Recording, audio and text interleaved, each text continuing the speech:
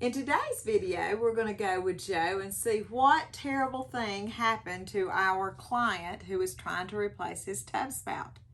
And then we're going to show you how to replace a tub spout. Normally, removing a tub spout is pretty straightforward, relatively simple, especially if you have a delta valve, which is what this is. So you just get both hands and you put steady pressure on it, and you're going to lefty-loosey, and you're just going to keep turning until the tub spout comes off. What we love about these delta valves is they have an adapter underneath that is just specific to delta products, and it looks like this. It is a lot more, this particular adapter is a lot more forgiving than the old-fashioned adapters that we used to use when we would install tub spouts, and we're going to show you that here in just a few minutes. We're going to leave a link in the description below for the Delta spout and the adapter. We love Delta products. They don't pay us to do these, but we have, as service plumbers, we have a lot less problems out of Delta products than we do any of the other ones. And as you can see, this is an old-fashioned tub, piece of fiberglass that on a tub remodel we're doing. So this is what and they still use these actually today, where they cut the pipe. And if this cut here is not specifically perfect, and this adapter is not soldered on perfectly, what will happen is when you put the tub spout on, water will shoot back in here behind the tub, and you don't realize it till your carpet's wet in your closet or whatever this tub is backing up to.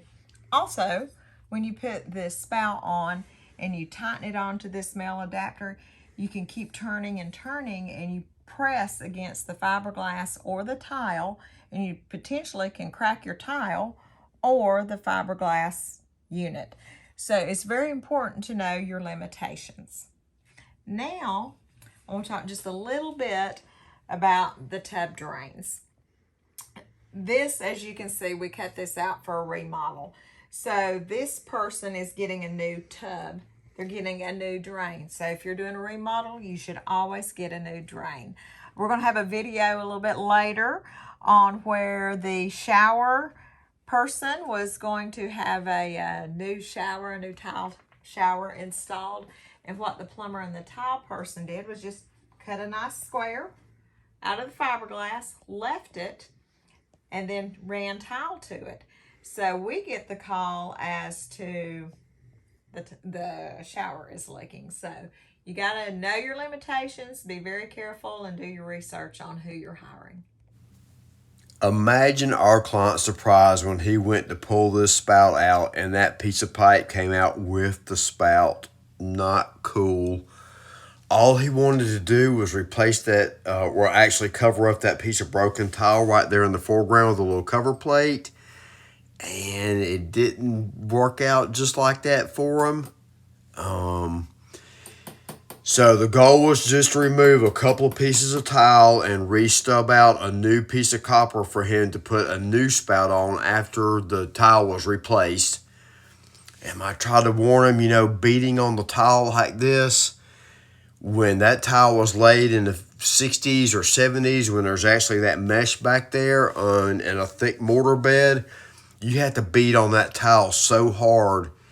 You will be pretty fortunate if you do not crack the tile on the rest of the surround on the other walls while you're in there. And you're going to see me pick up a spray bottle right here and spray this dust down, because I'm going to have to stick a Sawzall in here, which I really don't like to do because you never know what's in the wall behind that board. A pipe could be strapped down right there, and if you cut through that, it's a completely different mess. I'm sticking a Sawzall right in there to cut right directly above that 90 and remove it, so I can press a new 90 in there with a new stub out. I'm going to have to remove a little burr right here. And you're going to see me square this up with a speed square completely perpendicular to the wall and press this up. And then he'll be ready to go with the new spout after he gets the tile repaired. Sometimes you just want to do an exact exchange because the original tub spout doesn't look very nice and you want to just have something that looks a little bit better, or your diverter has quit working and you want to do an exact exchange. Now that you have your tub spout picked out, diverter, no diverter, we're going to take the old tub spout off. And remember, when we went with Joe, you got to be careful doing this. So, you know, you want a lefty-loosey.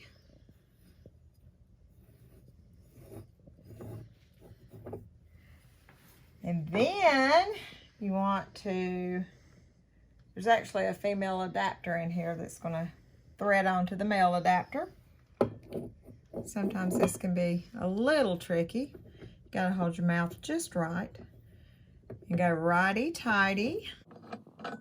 So you want to turn this till it's relatively snug.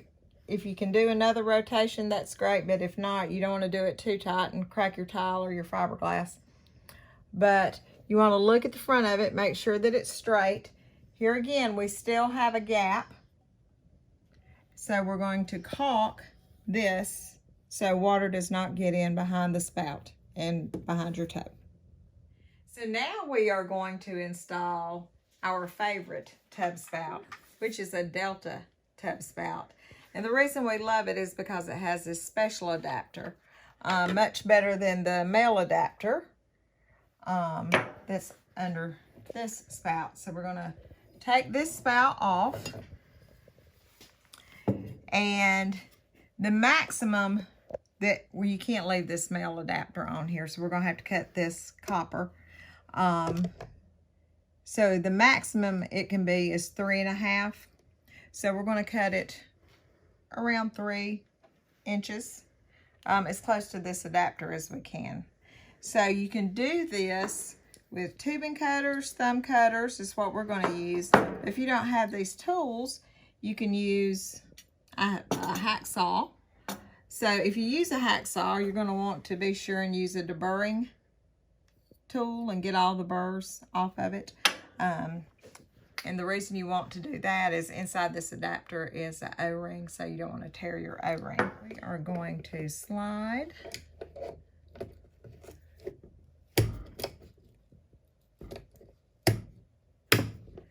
these cutters on here. We're going to get it as close to the adapter as we can. We're just going to, I love this because it's going to give it a much better, nicer, smoother cut. See how nice that is? So, this is such a, we used to have to solder these, but now they have come with an Allen nut in them. So we're going to loosen this up, and you may want to put something over your drain. And you were thinking, does that girl know the difference between a nut and a screw? Yes, I do. Everything I'm telling you is going to be on the instructions here that the spout comes with. But the important thing is these adapters here. It says in the directions you can be 1/4 to up to 1 inch off the tub. So we're going to put our tape measure here, and I am at about 1/2 inch. I like to try to go to 3/4 if I can. 1/2 inch to 3/4. So what we're going to do is we're going to take our Allen wrench and we are going to put it in the Allen nut. It's not a nut. I do know that this is a screw. We're going to tighten. I'm going to tighten this down really tight because we don't want it slipping. So now, really pay attention because this is plastic. So you want to be, and it's this here is going to thread onto this part right here. So you just want to make sure, you know, you're going to righty-tighty, lefty-loosey, but sometimes if you'll turn it backwards just a little bit and then start your righty-tighty, you'll have less likely of a chance to cross thread the inside of your spout.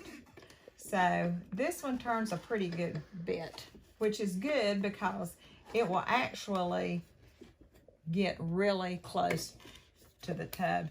And you'll see on this spout, you don't have a gap like we had in the other one. It's right up against the tub. That is why we love these.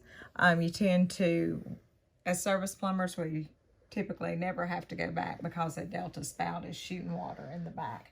So we highly recommend these Delta spouts. We're going to leave a link in the description below to the spouts, adapters, and all the goodies that you see here on the table. If you found this tub spout video helpful, or you learned more than you thought you should about tub spouts, please give us a thumbs up, share, and subscribe. And thank you so much for watching.